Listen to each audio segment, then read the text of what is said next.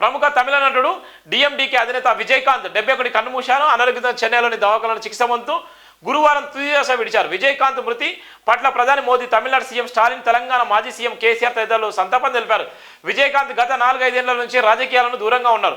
భార్య ప్రేమలతోనే పార్టీ వ్యవహారాలు చూసుకుంటున్నారు. 1991లో విజయకాంత్ నటించిన కెప్టెన్ ప్రభాకరన్ సినిమా హిట్ కావడంతో ఆయన్ను అభిమానులు కెప్టెన్ గా పిలుచుకుంటున్నారు. డిఎంకే, అన్నా డిఎంకే పార్టీలకు ప్రత్యామ్నాయం తీసుకురావాలన్న ఉద్దేశంతో 2005లో రాజకీయ రంగ ప్రవేశం చేశారు.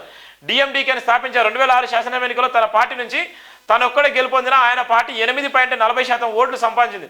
2011 అసెంబ్లీ ఎన్నికల్లో అన్నా డిఎంకేతో పొత్తు పెట్టుకుని 29 స్థానాలు గెలిచారు. దీంతో డిఎంకే రాష్ట్రం 2వ అతిపెద్ద పార్టీగా నిలిచి విజయకాంత్ విపక్ష నేత అయ్యా. 2014 సాధారణ ఎన్నికల్లో బీజేపీ కూటమితో జట్టు కట్టారు.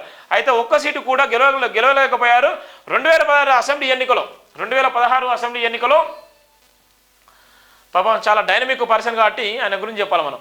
విజయకాంత్ డిపాజిట్ కోల్పోయారు. తర్వాత పార్టీ ప్రభాక్రమంగా తగ్గి వచ్చింది. కేసీఆర్ సంతాపం. ప్రముఖ తమిళ నటుడు డిఎండికే పార్టీ వ్యవస్థాపక అధ్యక్షుడు విజయకాంత్ మరణ పట్ల బీఆర్ఎస్ పార్టీ అధినేత కేసీఆర్ సంతాపం ప్రకటించారు. నటుడిగా, కళారంగానికి, రాజకీయ నాయకుడిగా ప్రజలకు విజయకాంత్ చేసిన సేవలు కేసీఆర్ స్మరించుకున్నారు. విజయకాంత్ కుటుంబ సభ్యులకు ప్రాగఢ సానుభూతి కూడా తెలిపిన నేపథ్యం ఉంటుంది. ఏదైతే ఉందో కెప్టెన్ కన్నుమూత అనేది నిజంగా చాలా ఆయన పార్టీ పెట్టి పార్టీతో పాటు అనేక సందర్భాలు ఒక్కడే గెలిచిన తర్వాత ఆయనే మళ్ళీ ఓడిపోవడం జరిగింది. ఆఖరికి వచ్చే ప్రతిపక్ష పార్టీ కూడా నిలిచిన